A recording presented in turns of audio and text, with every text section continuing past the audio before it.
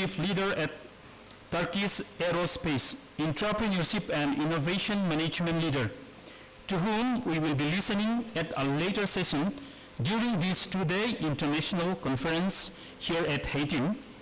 I would also like to extend our heartfelt welcome to both of them, and we know that your presentations will be insightful and an inspiration for all the attendees.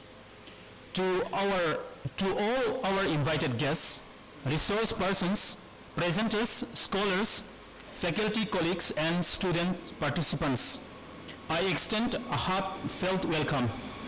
Your presence underscores the importance of collaboration, scholarship, and the shared pursuit of knowledge.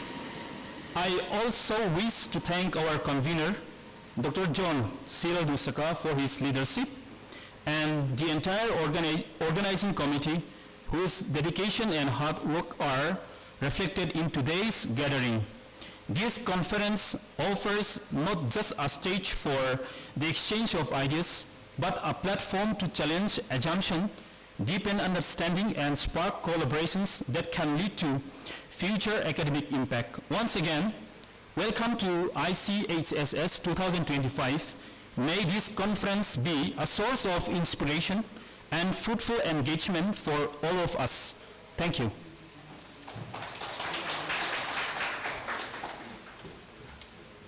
Thank you, sir, for your warm words of welcome. It is now my honor to invite our guest of honor, Reverend Vanal Mwankima, the Associate General Secretary, Service Baptist Church of Mizoram, to kindly deliver his address. Sir, the platform is yours.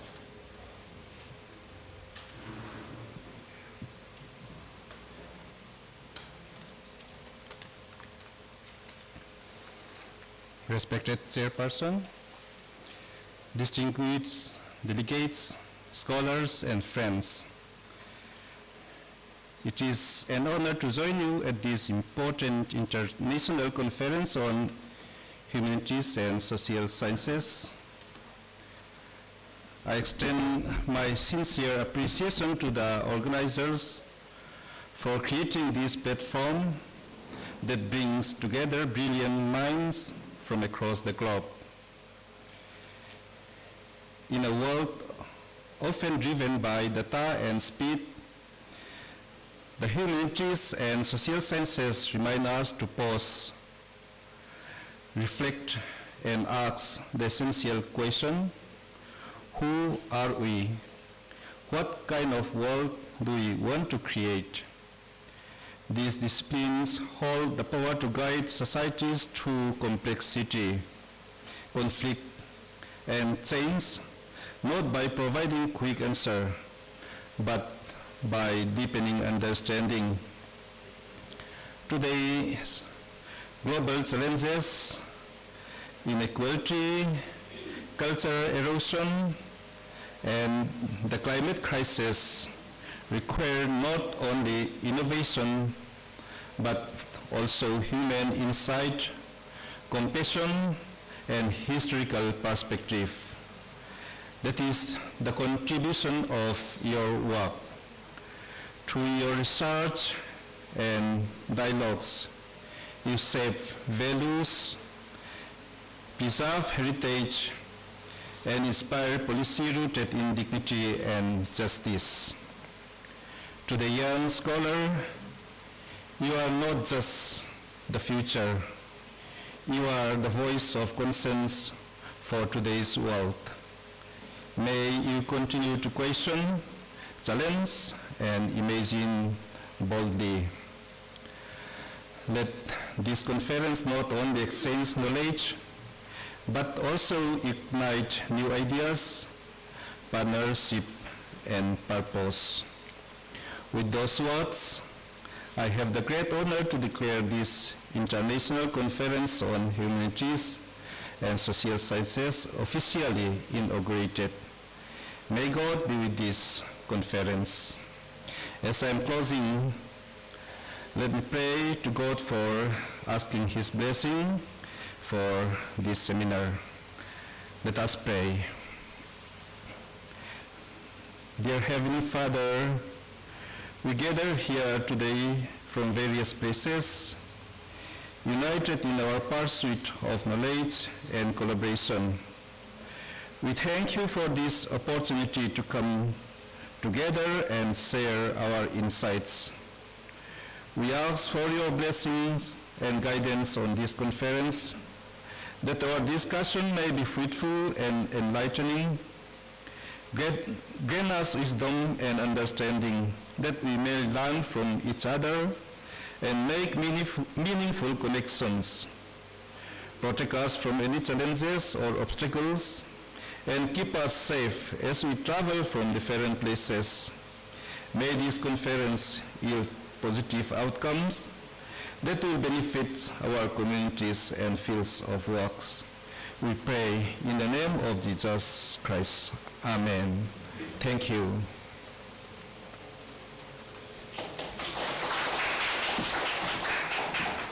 Thank you, sir, for your gracious words and the prayer, of course.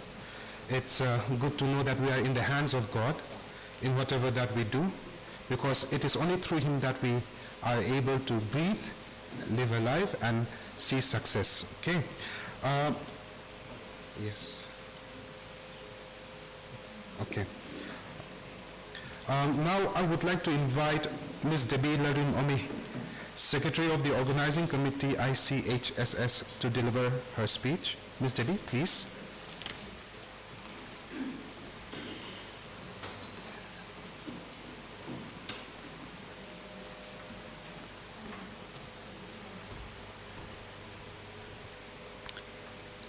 Respected guest of honor, Reverend Valen Muankima, Associate General Secretary Service, Baptist Church of Mizoram, respected Principal and Conference Patron, Dr. Arlo Muntara, Chairperson, and distinguished speakers and guests, presenters, participators, and students attending in person and online.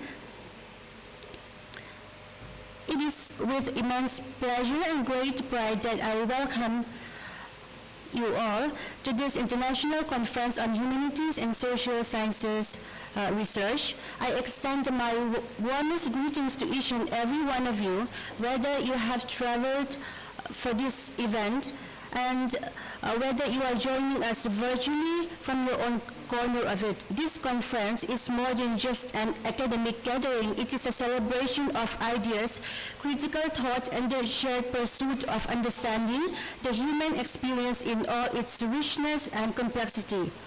In an increasingly fragmented world, the humanities and social sciences remind us of the enduring value of empathy, dialogue, memory, identity, and culture. I'm standing here as a representative of CHSSR. To begin with, I'd like to introduce our team. First of all, I'm Debbie Larin Omi, the founder and director of ZHSSR, the parent organization of CHSSR, and I'd like to request our team to rise up from their seats as I pronounce their name. Ms. Rodin Pui, yes, Executive Director of ZHSSR and Director of CHSSR. Thank you. Ms. Rosa Mirate, Managing Director of ZHSSR. Thank you. Ms. Elma Isani, Board Member of ZHSSR. Thank you. Center for Humanities and Social Sciences Research, CHSSR, is an internal body of the Humanities and Social Sciences Research Hub, OPC Private Limited.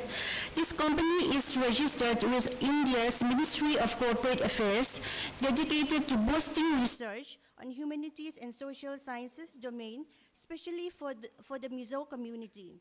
This hub sparks research, hosts events, and run two internal platforms, the Center for Humanities and Social Sciences Research and Integrated Perspectives, a journal of interdisciplinary research.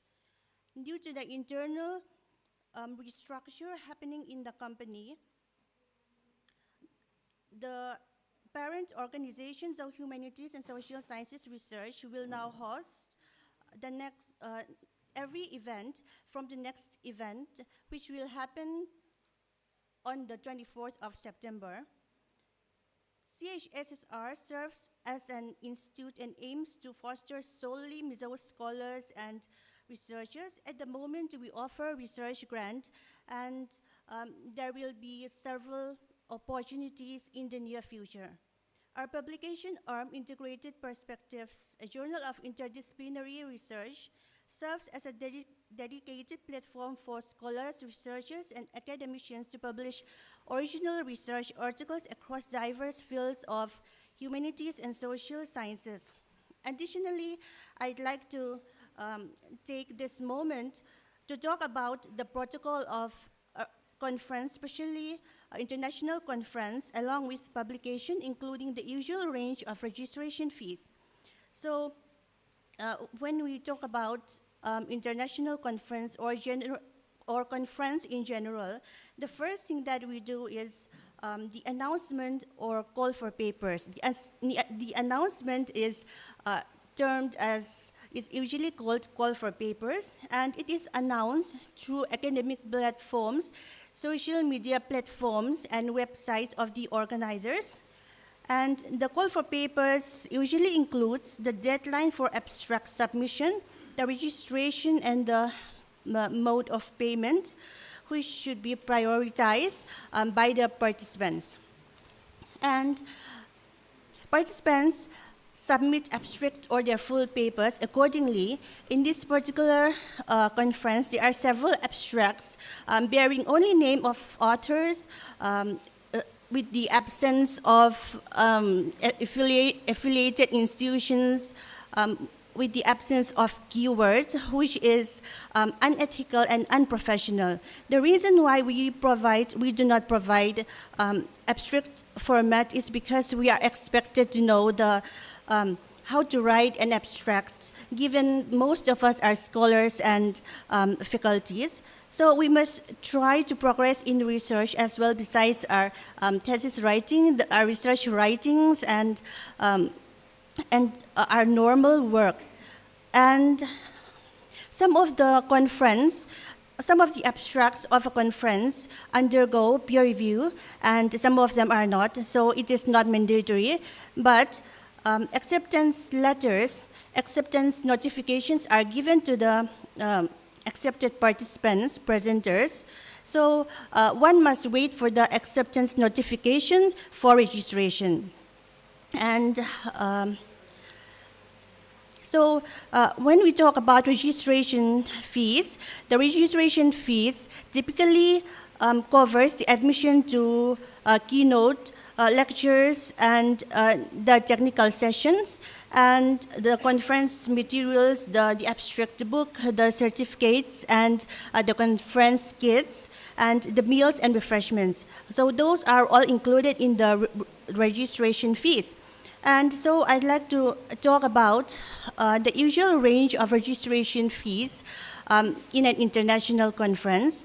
And under this, there are several categories, like international academicians, professors, the local academicians, international students, local students, the virtual participation, and the early bird registration, spot registration.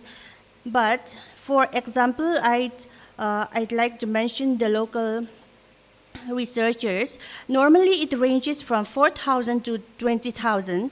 And for virtual participation, the virtual listeners, it normally ranges from 2,000 to 20,000 in an international conference. So I'd like to mention that the registration fees for this conference is not much as per the usual range of registration fees. And furthermore, there is an immense necessity to talk about publication process as well.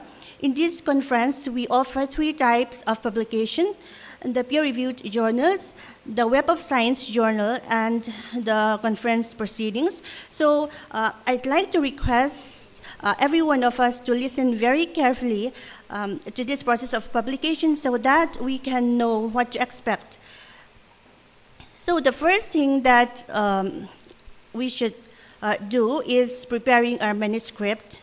And in order to do this, there are specific style we have to follow.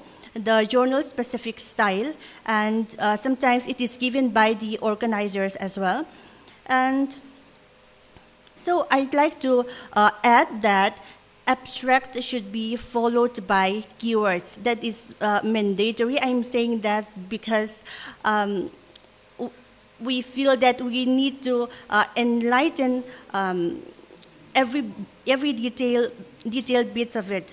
And so peer review is one of the most important part in publication. The editor performs an initial screening, whether it aligns with the journal aims and scopes, and whether it follows the journal-specific style. And after that, the result may outcome in acceptance, or acceptance with minor revision, with major revision, or rejection. And if it is not rejected, the author should respond to reviewer comments in a response letter. They should revise the manuscript with highlighting changes, and they should resubmit the revised version within the deadline.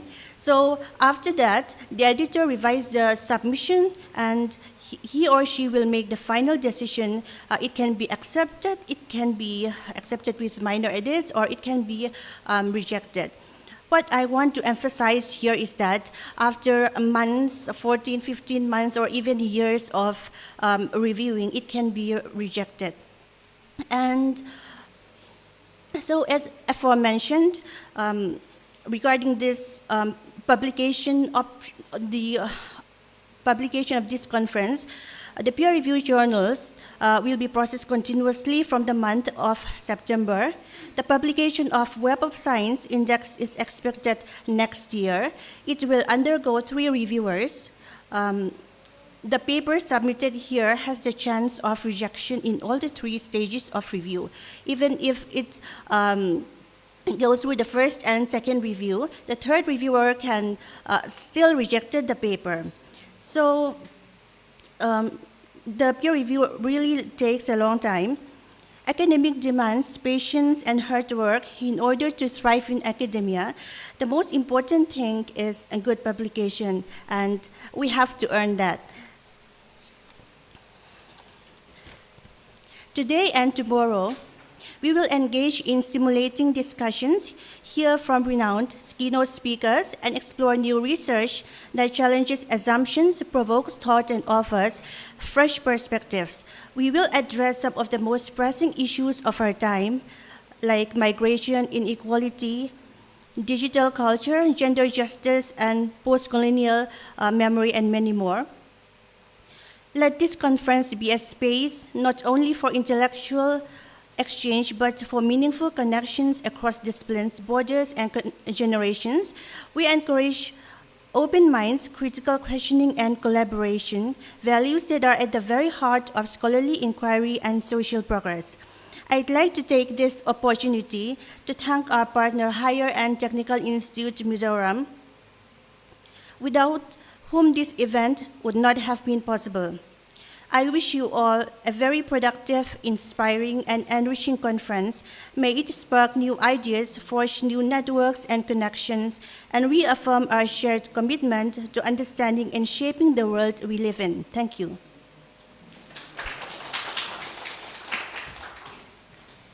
Thank you, Ms. Debbie.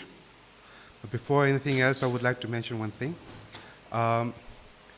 We embarked on this journey last year. I think it was, if I'm not mistaken, I think it was last year around September or October, that Ms. Debbie came alone here. We had a meeting, a short meeting, just a get-together first, looking into the possibilities of having an international conference. And since that journey begins till today, we have been through a lot, yet through thick and thin, the Higher and Technical Institute Mizoram HATIM, along with the Center for Humanities and Social Science Research, CHSSR. We have been, through thick and thin, we have been working together, and we get to see today as here we are now. So I would like to thank the CHSSR partners this morning once again. Now, let's invite Ms. Rochami for her technical report presentation. Please, Ms.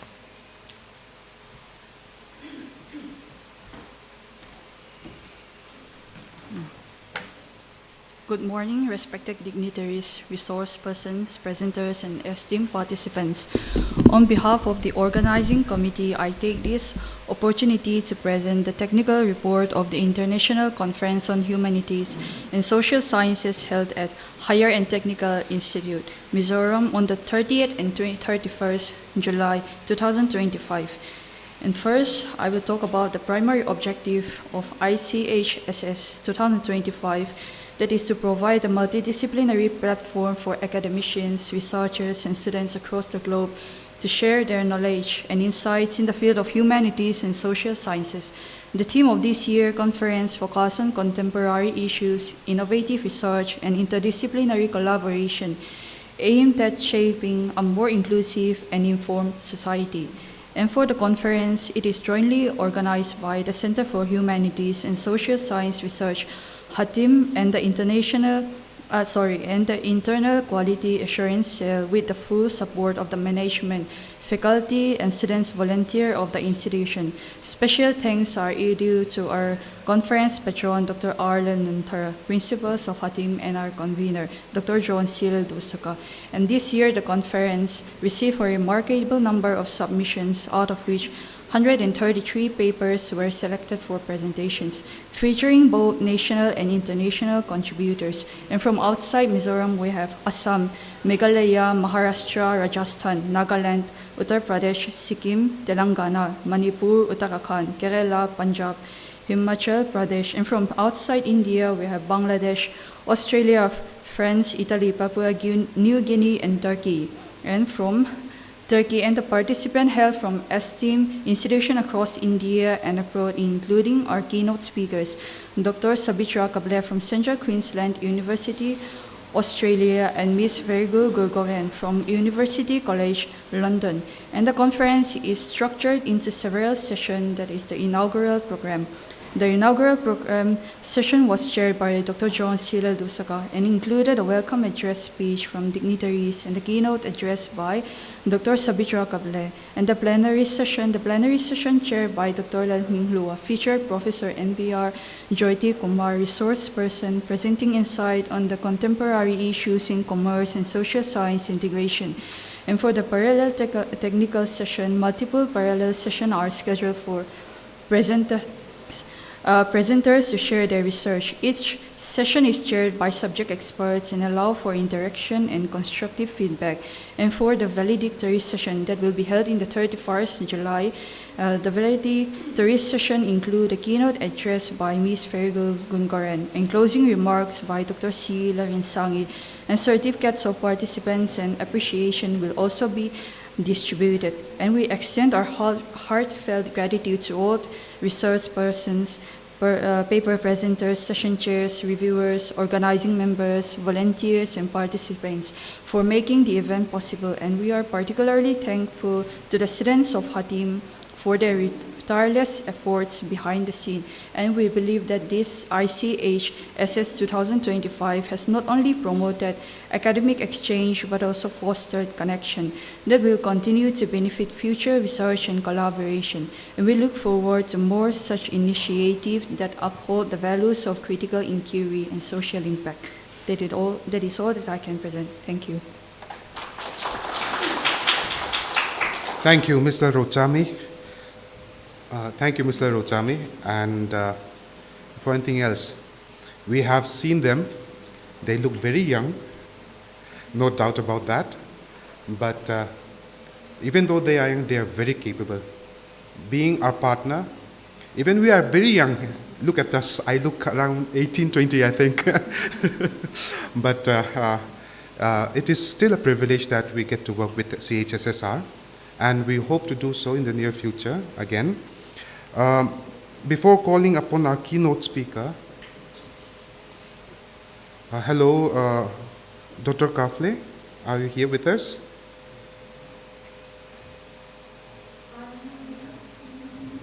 Yes, you're audible, I can hear you. Finally, The day has come, right? Yes. She was meant to be with us here this morning, physically. However, due to some complications and some technicalities, she could not be here with us physically. And since we have been contacting each other, hopefully someday in the near future, we'll be able to collaborate once again. I hope so. So it is now my great privilege to invite our keynote speaker, Dr. Sabitra Kaphle, the senior academician from Central Queensland University, Australia, to deliver the keynote address. Dr. Kaphle, we look forward to your insights. Thank you. Thank you. I hope you can see my screen and you can also see me and listen to me from the room. Just technical check. If you can't, just let me know. I'll try to speak up. Well, first I would like to thanks for the warm prayers and the welcome this morning.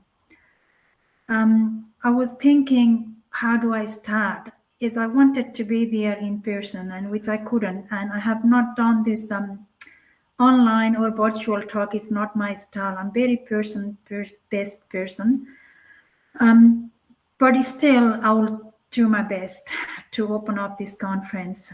Before I begin, I would like to thank HATIM and CHSSR team for giving me these opportunities.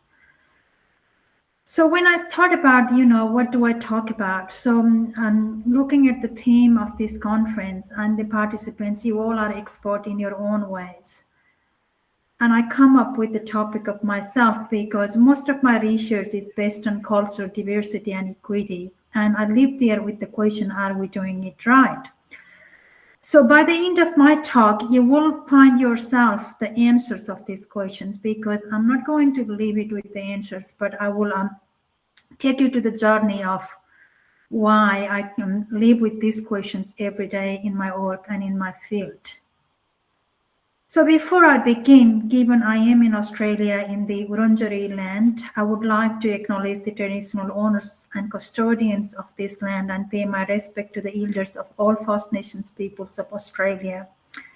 At the same time, I have also done some research about Mizoram, so I also would like to acknowledge the Mizo people in Mizoram for protecting their culture, heritage, and land, and also embracing their identity, belongings, and attachment to the culture and the people in there.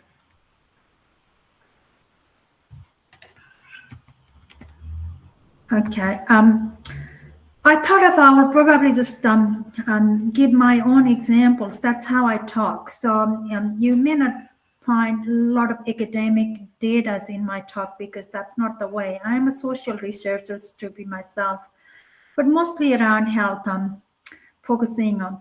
So this one, I put it together because it captures my journey as a person from the culture, because I was born and raised in the remote mountains of Nepal, so which is not far from Mizoram, to be honest, because I looked at the map and most of the, the Himalayas of the India's borders with the Himalayas of the Nepal.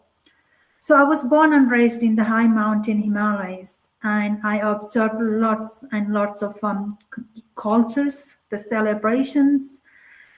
To be honest, I was spoiled myself, but also at the same time, as a child, I observed so many inequalities and discriminations. So to start with, from my own personal experiences of being raised, you can see my grandmother is here next to me. So I was her youngest granddaughter with, she has, 17 grandchildren, and I was the youngest among them.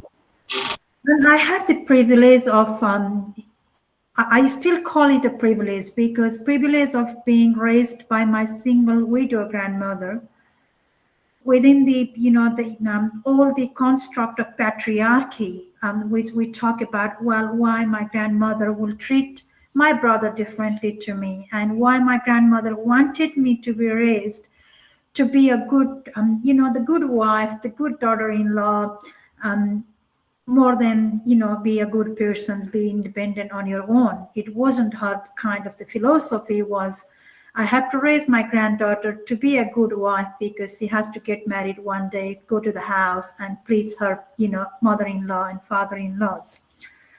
So that's the way I kind of grew up, and I started questioning myself about the equalities. I think the first I remember, maybe I was only 7-year-old, and I have challenged them, the political and social construct at that point in time, that it is very wrong. The level of inequalities that anyone experienced in my own village, in my own town, because I also observed earlier, because I was a bit of high, from the caste system that India also had, Nepal also had. I was born in a, higher caste system. That was another layer of privilege I had. And also my family was, the high income level or social status as well. There was another layer of privilege. And I kind of questions themselves as well, like, well, why is that? Because why can't everyone else in my village or society be respected and treated equally as my brother or my fathers or my families and myself? So that's what I started kind of my advocacy or my research questions, if I put myself as a researcher now, is a very curious child mindset, is this is very wrong and there is something needs to happen. And I still have the same questions, to be honest, because in those pictures, you see, because I work in high mountains, I worked for UN for a couple of years, being a consultant to strengthen emergency obstetric care, which is very medical language, because I was trained as a midwife to start my life or my professions with. And then I also work in a very remote areas for those group of women you can see sitting, just teaching them how to, the literacy, the basic literacy, how to read and write. So that was kind of my start of my career, was going to women's group and talking to them about their rights and helping them to understand what women's rights mean, and also helping them just to, develop the basic literacy so they can write a letter to their husband, who actually, some of them gone to India for migrant work or gone to, Saudi Arabian countries. That's kind of where I started as an educator or a researcher, my curious mindsets. So then I kind of, moved to Australia for my studies. And whenever I kind of moved as a migrant, there is another layer of the stories it came, because when I experienced myself being a migrant in these countries, the systemic kind of level of discriminations or inequalities that happens. And with my curious mindsets, when I come here first, most of you probably, still in India will think the same, because we think that developing countries or lower and middle income countries are the one having those inequalities. But when I come to this country, my first thought, because I always questions about, that's the way as a researcher you learn, is always the questioning. The first things I noticed when I came to these countries, like about 20 or 21 years ago, to start my, postgraduate study, is the people homeless in the street, and which I never knew that exists in those high-income countries or G8 countries. And that gave me kind of sense that inequalities is a global issue. It's pandemic and it exists everywhere. Then I started more researching about why does that occur. And as I progressed my studies and work and research, I experienced myself being a migrant to find my own career in these countries.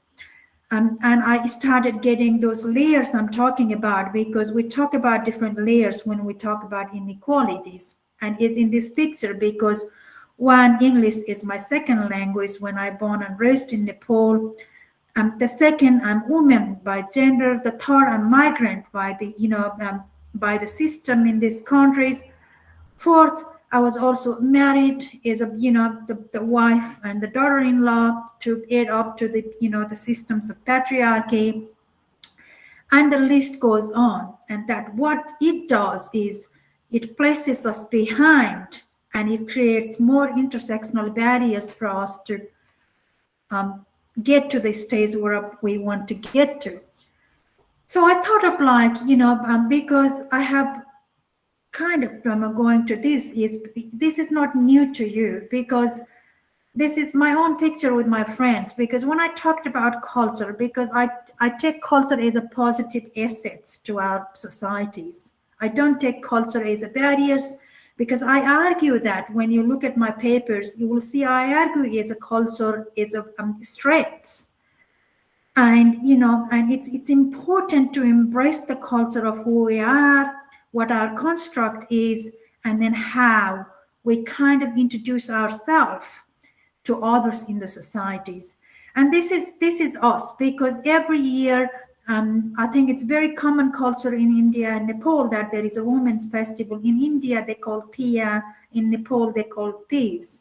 And also here in Australia, every year we get together, we dress up, we dance, we talk, we share our stories together. And this is such a collective cultural values that we find very important. We make attempts to it. And it's no different to what Mahatma Gandhi says. No culture can live if it attempts to be exclusive.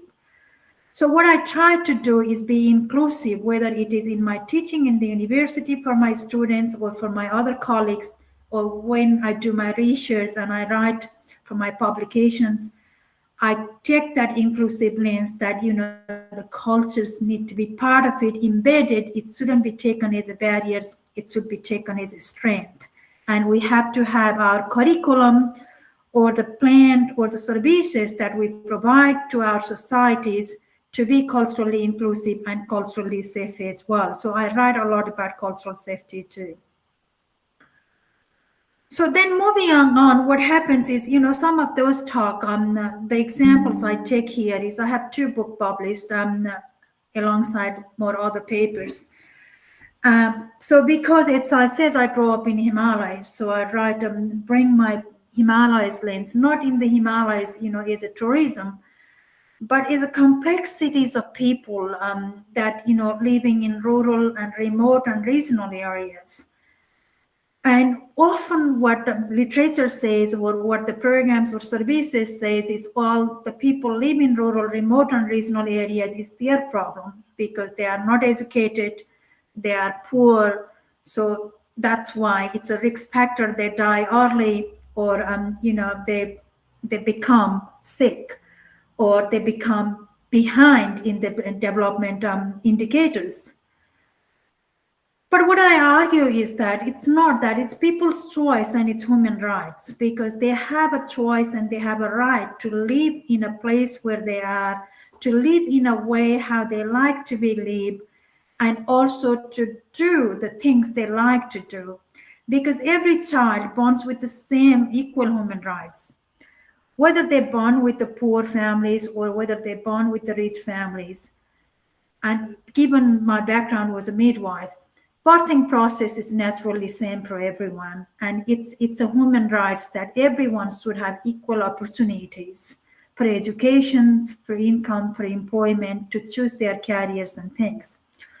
So I argue for right-based approach, and then I argue that no matter where you are or who your families and circumstances are, the actions need to happen in the systems and the circumstances. It's not blaming the people that, we have in India as well, there are lots of, slums populations were behind.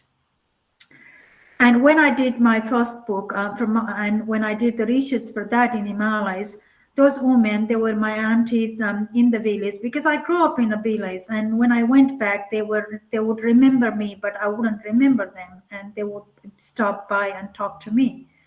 So the life expectancy of women was only 42 years old. And then I was already in Australia, and life expectancy here for women was 80 plus. So it's kind of looking at the divisions of, that cultural stereotype exists, but it's not people's fault. That's what I'm trying to emphasize, is we shouldn't be taking victim blaming approach. We should be taking circumstances into the account and taking that right-based approach that people has the equal opportunities and equal strengths. So I take culture as a collective strength in my writing or in my talk or in my work and in my teaching as well, because I teach my students, my postgraduate students here, and I also have the research students. When they do their research, I actually ask them to make the same lens into the account. So what it does is when we take culture as a strength, it develops trust, collaborations, resilience. Because I remember when Debbie did her talk before, she said this center is for people in Mizoram. So that's about the collective strength of the culture, that it's really important to have that identity, to have that traits, and the people trust you and the system becomes stronger, and then system becomes robust, and also the system is more independent than relying on other supports to come or relying on other developments to come and do something for you. But sadly, I also need to, focus on that. There is a cultural divide happens in all societies across the world and globally, and that's a sad part. So what's important to take is that's where, the marginalizations come, fragmentations comes, and also we have seen lots of conflicts happening across the world as well. But that's not a good thing. So this cultural divide needs to stop, and we need to take that collectivist approach. So what I have learned doing lots of research in Western societies and the Eastern society, that's where I come from and where you are now, is we have a collectivist culture, and that's the best things. In any crisis, what we found is from the evidence is more collectivist the society is better for everyone. So even though there is, a lot of cultural divide, what I argue is the system should be able to address the factors that create cultural division, because that creates social division, and which is not in terms of politically or socially or economically for the country or for the societies. So we have to work towards the equalities, and so people can achieve cohesions. So I like these quotes when talk about, moving on to diversity, because I do lots of research about diversity in terms of culture and also gender diversity as well, and both in institutions and the communities level. So it's no doubt that we have, inequalities in terms of gender, in terms of race, ethnicity, income, and as I said before, the list goes on. So I like this quote from Maya Angelou, is in diversity there is beauty and there is strength, because I based my work in positive psychology, and I also based my work on a strength-based approach. So I kind of take these diversities as a strength, because if I was in the room and I have opportunities to talk to you all, there are about 200 participants in this conference, that the information I was given. So we have 200 different knowledge we bring, and that's the strength, because everyone has different way of thinking and doing and providing, seeing the world.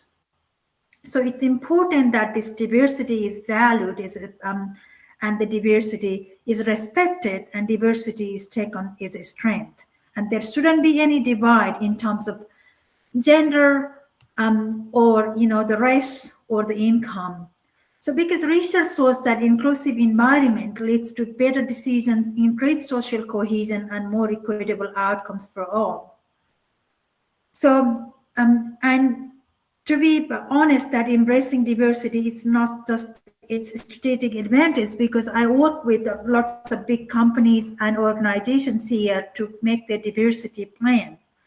So what still the system, when we talk about, policies and system don't get it, is like migration is better only when we embrace those diversity and we take those diverse knowledge, skill sets, and cultures and construct into the account. So if we take that in a negative annotations, and that creates again what I was talking about, the divisions and the conflict, which is not really good for the societies. So we have to take the lens of acknowledging diversity, that, in your town, everyone equal. Just put that sense, because I know that, HATIM is the Christian faith in college. So equality is embedded in most of our faith and cultures. And it's only the people, when they play around, is they create the divisions, because mostly the values are equal. But sadly, when that, comes into the action, that creates division and inequalities, and we don't really realize that that's not good for our societies. And also the discounting diversity is, when diversity is not respected, it's obvious, you see, is the discriminations and exclusion in these services, and people feel isolation and mistrust. Just the one example I usually give, because I said lots of patriarchal societies we're dealing with, because there is the gender divisions exist. Yes, men versus women. And there is also the cultures and society that, okay, what gender actually means. Because when we take human rights lens, as a human beings, everyone is equal. So the discounting diversities, or not accepting everyone to be part of the societies or part of the systems or part of the curriculum or the workforce, it actually creates that negative outcomes, whether it is mental health or, the physical health, or the academic outcomes, or, the social and economic outcomes. It goes across the all levels of social systems or our ecosystems.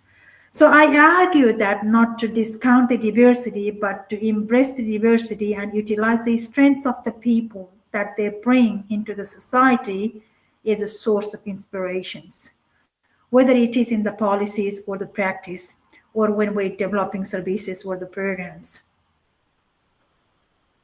So basically, then I'm coming to the equity sense. You remember that I'm going to started with the questions, and then I'll probably leave with you with the same questions unanswered, because that requires a lot of lifelong research.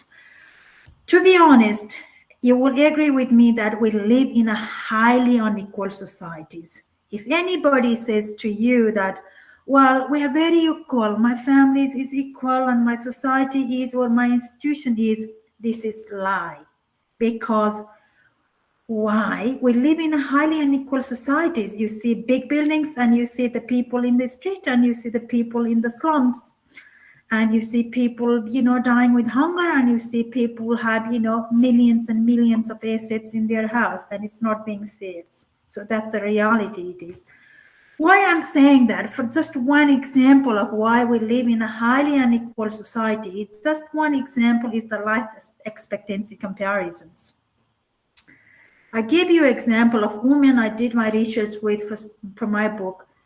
Their life expectancy was 42. I think it's now have gone up to 48 years old. That's a very, remote Himalayas in the mountains in Nepal. So we still have, it's 2025, the life expectancy inequalities is, well, it starts with 54.8 years in Nigeria. When you compare with Monaco, has 86.6 years. And the average of low-income country is 65.3, and then high-income country is 81.7. So that's just one picture, some examples give that it's a highly unequal society. It's not people's fault. It's all the circumstances they live in.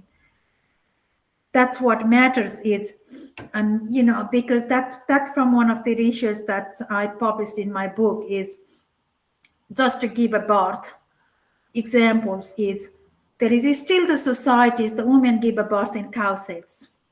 That was in Nepal. So I think some part of, in Himalayas, in India as well, women still give a birth in cow sheds, because birthing is an impure process in that Hindu cultures, and they're not allowed to go in or anywhere else.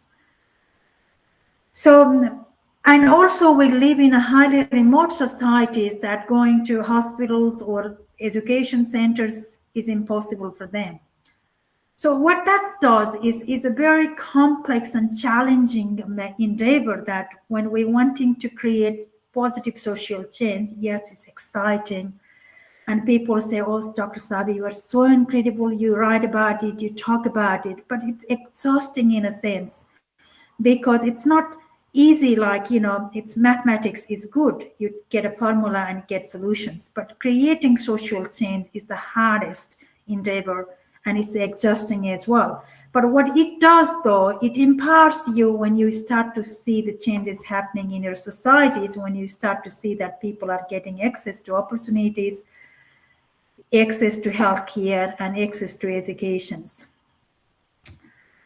So then the questions about, well, are we doing it right? So you probably got the answers by now. The answer is no, because when I talk about, okay, the culture, CDE, which kind of is my, framework there is culture, diversity, and equity.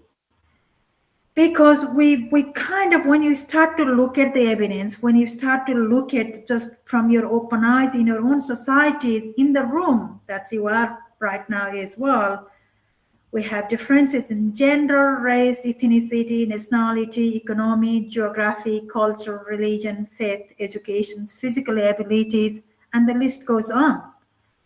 And because of these all factors, what happens is that there is a differences in outcomes, which is inequalities. And we are simply being disadvantaged, and we are behind in the system because we carry one of those layers in our life, and which we shouldn't, because if you look at human rights framework and human rights code, is no one is or should be discriminated or left behind because of any of these factors.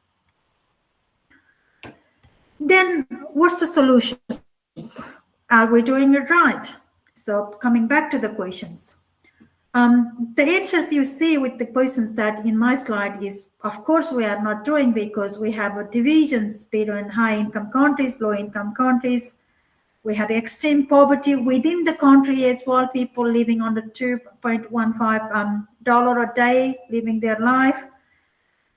And also within the country, if you look at your own countries, India, Papua New Guinea, Nepal, any of the African countries, the extreme poverty exists there, and that's actually, leave people in behind with low life expectancy, higher mortalities, higher morbidity rates. And they are the one die younger as well. So then what can be done? So we just talk about these data and then we do nothing. Are we doing it right? So I have actually no answers to this apart from saying we are not doing it right, because if I look at the trend for the last 30 years, just one example is a life expectancy. We're not doing it great. And if I look at especially the inequalities within the countries, like within India's different cities and different states, also within Australia's between rural and remote, the inequalities is more widening than being braced. So that's the problem. So what can we do? I don't know. So what I kind of make a call is, yes, so take that positive lens, and as a person or as a researcher or as academic or as if you are a practitioner, what I advise to everyone is, while everyone is equal, we all have human rights. And everyone has a right to education, everyone has a right to employment, everyone has a right to live a meaningful life. And that's not to forget. But what does that mean if they don't have access to resources, if they don't have a system that allows them to do that, and if they don't have the opportunities to access those? Then that's where the government, the services, the organizations, and the people who has a power need to come into actions, that we create the circumstances and we create the system that everyone can entertain their right to health, right to education, and right to live a meaningful life. So I'm going to finish up with the quote from Martin Luther King, who said that injustice anywhere is a threat to justice everywhere. And I invite you all to create that justice to everyone so we can live in a societies where everyone comes together and where everyone's thrive and when everyone's had opportunities to live a meaningful life. So with that note, thank you for listening. And you can see all my publications if you follow me in ResearchGates, the link there, and my LinkedIn and my Instagram. And I'm happy to get any emails as well that's there. So I will end here and I'm happy for any questions or comments. Thank you, Dr. Kaphle, for that insightful and thought-provoking presentations. It is indeed true that positive social change is not easy, not at all. And the questions to, are we doing it right? No, we are not doing it right. That was the answer that we have just heard from her. But my question is there a fail proof of doing it right? Is there any way, a fail proof or of doing it right? We know that equality is a human right indeed, and that inequality is a worldwide issue, a pandemic, to quote Dr. Kaphle. And what we can what we can, receive from this presentation is that for any positive social change, first of all, I think we need to look into or accept the fact, accept the importance of cultural inclusions amidst diversity and respect that diversity. So thank you, Dr. Kaphle. Though it's 11:30 now, I'll just open the floor for one questions from the audience, if any, for Dr. Kaphle. Any questions? Yes, please. There is one. And after that, I would like to, after this question, after this interaction, I would like to request Madam Vice Principal for the vote of thanks. Please. Yes.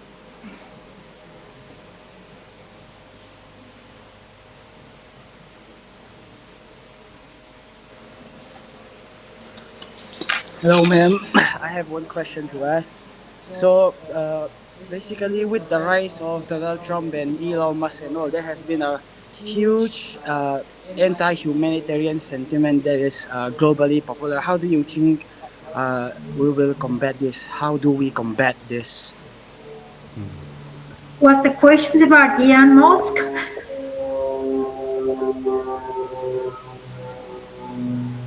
John, can you repeat the question for me, please? I can't hear. Can you please repeat the question? Is there a mic or something? Can you please come up here and repeat your question? I think that would be better. Yes. Ask a question here from the mic. From the podium. Yes. Use the mic, please. Hello, ma'am. So my question is, with the rise of Donald Trump, Elon Musk, and all of his lackeys, there has been a rise in anti-humanitarian sentiment all over the world, in pop culture, in every male space that you can think of. So what is an effective way to combat this? That's my question.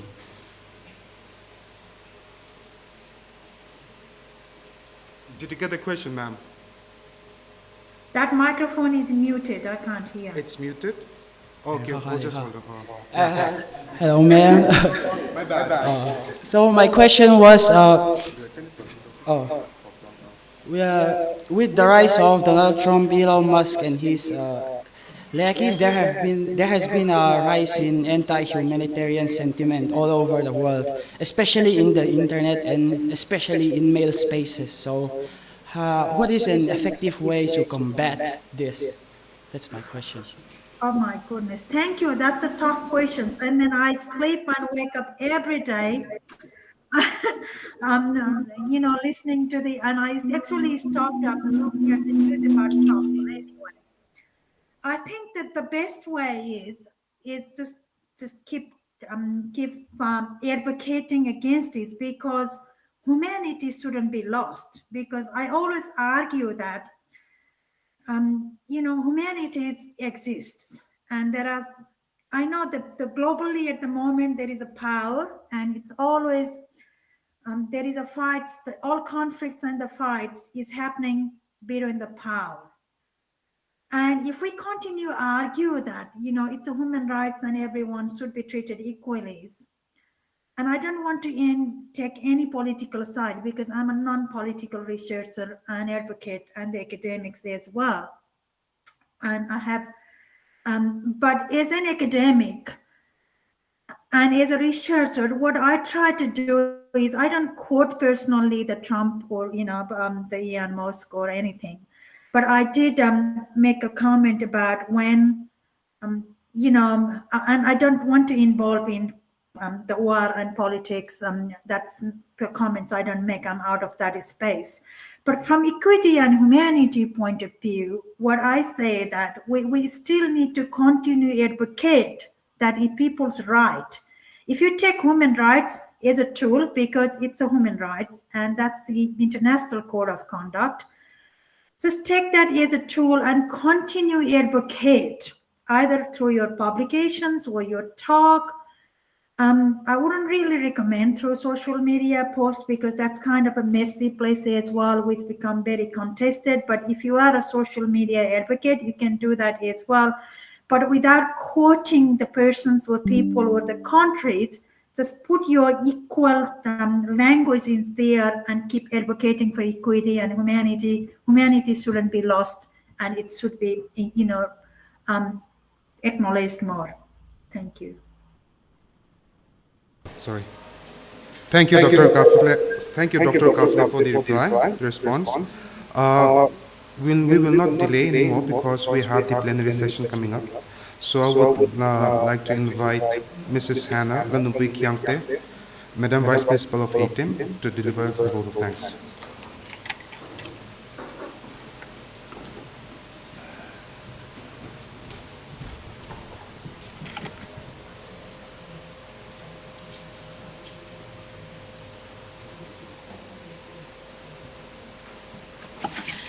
Good morning, everyone. It is indeed a great honor and privilege for me to propose the vote of thanks on this momentous occasion of the two-day International Conference on Humanities and Social Sciences, ICHSS, jointly organized by the Center for Humanities and Social Sciences Research, CHSSR, and Higher and Technical Institute, Mizoram, HATIM. First and foremost, I thank our Almighty God for His abundant grace and guidance throughout the planning and execution of this conference. And I express our heartfelt gratitude to our chief guest and guest of honor, Reverend Vanal Muankima, Associate General Secretary Service, Baptist Church of Mizoram, for gracing us with his presence and for sharing inspiring words of wisdom and encouragement that truly inspired us. I extend my sincere thanks to our chairperson, Dr. John Cyril Dusaka, convener of ICHSS, for chairing the inaugural session with grace and wisdom, and for his tireless efforts in bringing this conference to life. And a special note of appreciation to our respected principal and conference patron, Dr. Arlel Nunthara, for the insightful welcome address and for his continued leadership and support in academic endeavors. To Debbie Lalrin Omi, Organizing Secretary, ICHSS, and Laro Tami, co-convener, ICHSS. Thank you so much for being the driving forces behind the smooth organization of this event. And I also extend our sincere thanks to Dr. Sabitra Kaphle, our esteemed keynote speaker, for her insightful and thought-provoking address. Ma'am, your words and scholarly contribution have added immense value to this conference. A heartfelt thank you to our esteemed dignitaries, Ferigul Gungoran from University College, London, and Professor N.V.R. Jyoti Kumar, Senior Professor, Department of Commerce, Mizoram University, and also, again, Dr. Sabitra Kaphle, Senior Academician, Central University, Queensland University, Australia, for accepting the invitation for this conference, as this reflect their genuine commitment and to the advancement of knowledge and academic collaboration as well. I would also like to take a moment to sincerely thank our co-conveners, Dr. C. Larinsangi from Higher and Technical Institute Mizoram, Larotamiralte, CHSSR, and also, not to forget, Lalmangay Sangi, CHSSR, and Dingpui, Director CHSSR, for their invaluable contributions for the success of this conference. And I also thank and acknowledge the support of all the delegates, presenters, participants, and guests. Your presence has enriched this conference and made this inaugural session a grand success. Last but not the least, sincere thanks to our organizing committee, HATIM, faculty and staff, students, and also student volunteers of HATIM, web media, and publication HATIM, our technical team, and everyone who has worked behind the scenes to make this event smooth, memorable, and successful. Thank you all once again, and we look forward to meaningful discussions and fruitful exchanges in the sessions ahead. God bless you all. Thank you. Thank you, Madam Vice Principal. Before we conclude, I would like to invite the CHSSR partners for felicitation.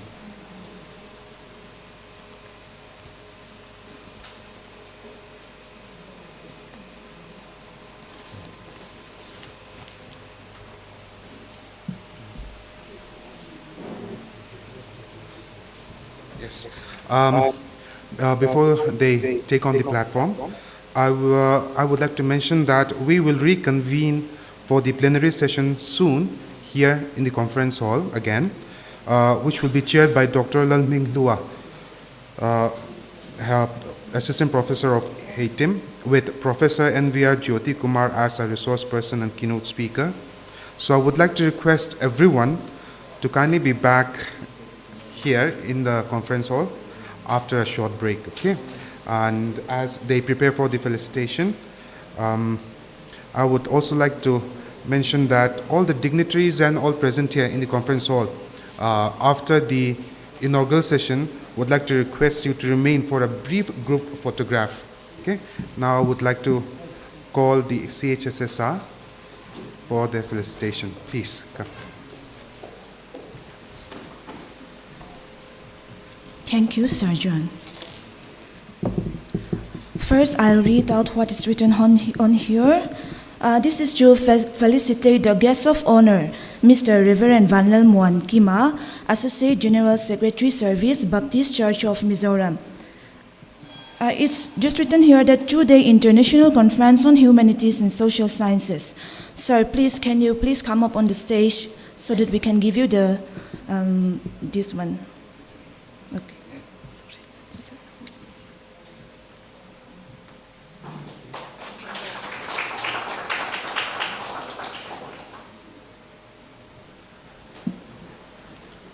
Thank you, CHSSR.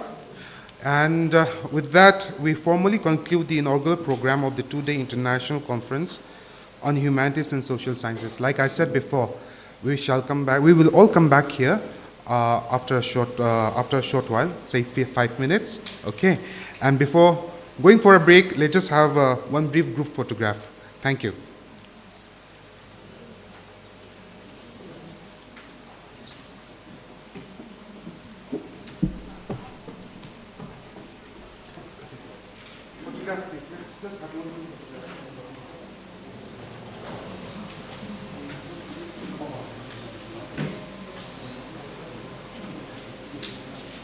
Please, participants and attendees, please, you just have one group photograph and then we'll have 5 minutes short break.